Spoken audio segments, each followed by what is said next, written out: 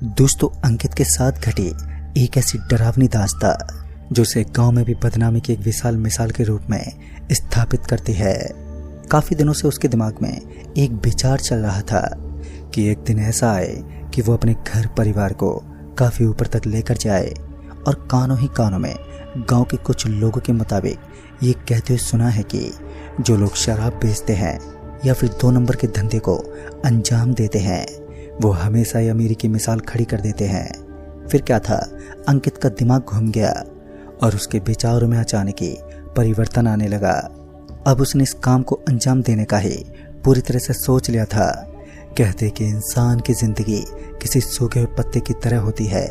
जब वो फड़फड़ इधर उधर टहलने लगता है तो शोर शराबा करता है, लेकिन जैसे ही कोई बड़ा शख्स उसे अपने पैरों तले रौंद देता है तो उसकी वो फड़फड़ाने की आवाज भी गायब हो जाती है।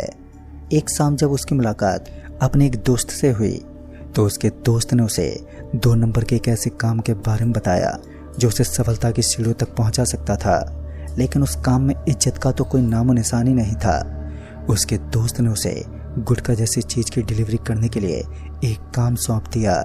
ये काम इतना छोटा था कि इसे हर कोई नॉर्मल इंसान आसानी से कर सकता था, लेकिन असल में जो काम हमें छोटा लगता है उस काम की असलियत कुछ और ही होती है। इस काम के अंदर मेहनत तो ज्यादा नहीं थी, लेकिन खतरों का मानो पहाड़ी टूट पड़ता। एक दिन जब अंकित को इंटरव्यू के लिए बुलाया गया तो उससे कुछ अजीब सवाल पूछे गए। प्रथम बार तो उसको गाड़ी चलवाकर दिखाया गया तो उसने शानदार प्रदर्शन करते हुए अपनी जॉब को लगभग पक्का कर लिया, लेकिन उसके बाद जिन सवालों को उसके सामने रखा गया उसे सुनकर वो बहुत चक्का रह गया। सबसे पहले उन लोगों ने कहा कि क्या आप भूतों में विश्वास करते हैं, तो इस बात पर अंकित ने अपनी गर्दन हाँ में हिलाई। और भी काफी सारे सवाल थे जिन्हें सुनकर उसका माथा हिल गया, लेकिन बाद में उसने ज्यादा ध्यान नहीं दिया और इंटरव्यू कंप्लीट होने के बाद अपने दोस्त से पूछने लगा कि उससे इतने अजीब सवाल क्यों पूछे गए। लेकिन अंकित को इस बात का जवाब उसका दोस्त भी नहीं दे पाया और दोनों वहीं से वापस घर चल दिए।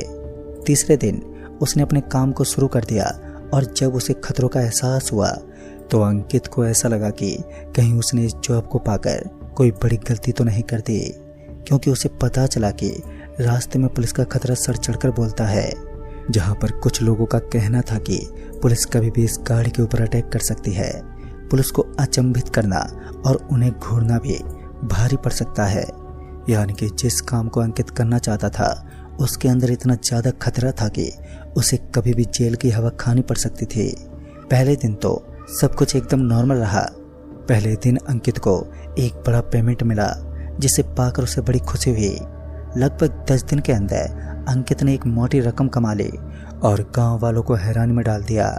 गांव वाले अंकित की इस हरकत से थोड़ा सा परेशान थे कि मात्र इतने ही दिनों में उसने अपने घर के बाहर एक गाड़ी खड़ी कैसे कर दी। लोगों को लग रहा था कि उसकी लॉटरी लग गई है। लेकिन दोस्तों, एक बात भी सत्य है कि इस दुनिया में जलने वाले लोगों की कोई कमी नहीं है। इस बार भी कुछ ऐसा ही था। कुछ लोगों ने गांव में इस बात को फैलाना शुरू कर दिया कि अंकित ने 2 नंबर के धंधे को करना शुरू कर दिया है, और जिस कारण गांव वालों के मन में उसके प्रति घृणा उत्पन्न होने लगी। बस कुछ पल ही बीता था कि अंकित का एक्सीडेंट हो गया, लेकिन उस हादसे के दौरान अंकित के शरीर पर एक खरोंच तक नहीं आई। मौके पर ही उसने गाड़ी के अंदर से छलांग लगा दी, लेकिन लाखों रुपए का सामान जलकर खाक हो गया। हालांकि इसमें पूरी तरीके से गलती अंकित के मालिक की थी और अंकित के मालिक ने उस गलती को कबूल कर लिया, जिस कारण ना ही तो अंकित की जॉब को कोई खतरा हुआ और ना ही उसे कोई नुकसान। लेकिन अच्छी खासी चल रही जिंदगी में कुछ बुरा ना हो, ऐसा कतई मुमकिन नहीं होता। अभी तो सिर्फ शुरुआत थी।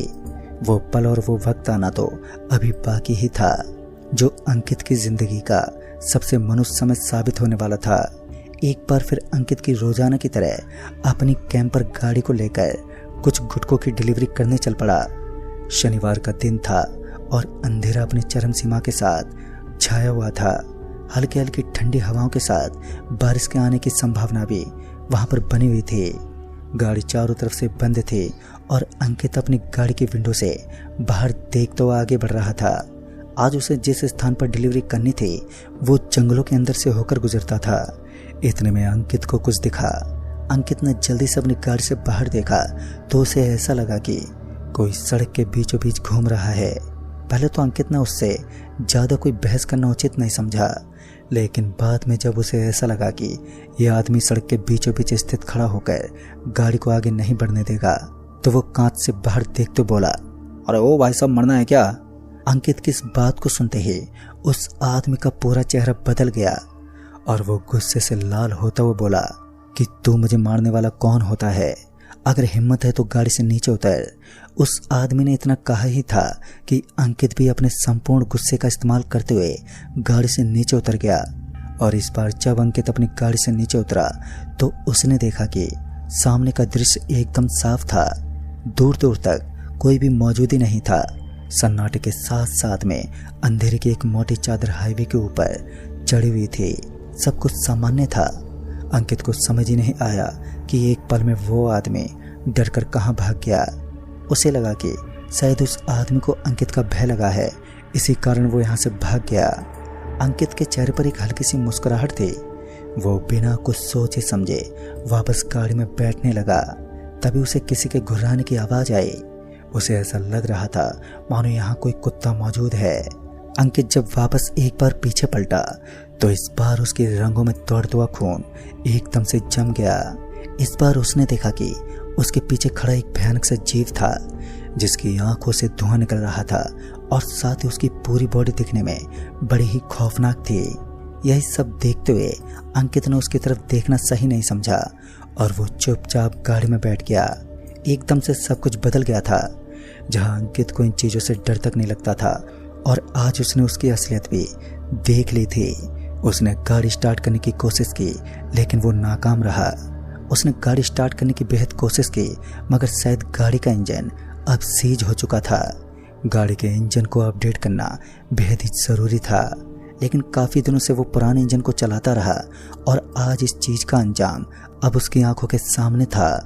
इस गाड़ी ने उसे एक ऐसी जगह पर फंसा दिया था जहां से निकलना हर इंसान के लिए बेहद ही मुश्किल होता है। पूरी की पूरी गाड़ी और अंकित एक ऐसी जगह पर फंस गया था जहां पर भूतों का आतंक मचता है।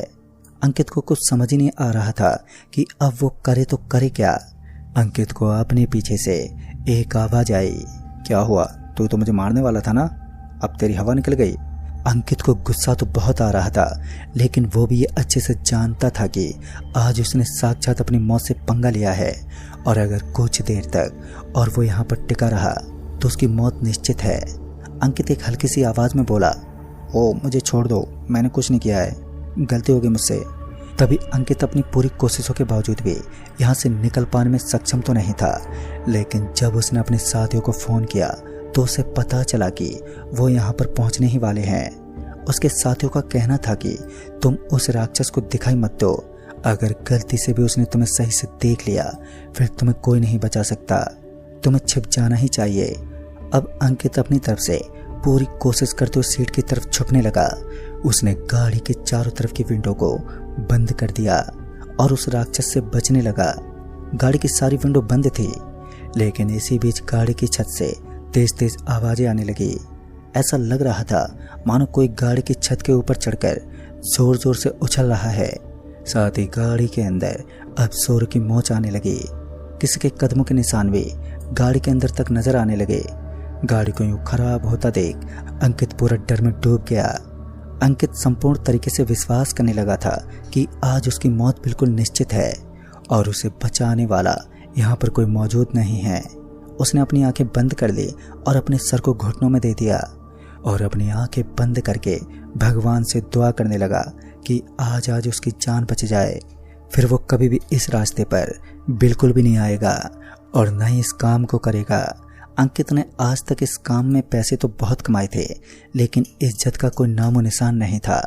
ऊपर से खौफ का ये रास्ता अंकित को इस काम के प्रति घृणा उत्पन्न करवा रहा था।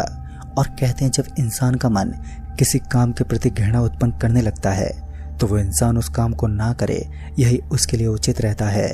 अंकित अपने साथियों के इंतजार में था लेकिन साथियों का इंतजार करते करते उसके बगल वाला डोर एकदम से खुल गया और वो एक जोर का धक्का खाकर सड़क के बीचों बीच नीचे गिर पड़ा। इस वक्त वो इतना डर चुका था कि उसने अपनी आंख तक नहीं खोली। शायद उसे पता चल चुका था कि जिस शक्ति ने अभी अभी उसके ऊपर अटैक किया है वो कोई और नहीं बल्कि वही शैतान है।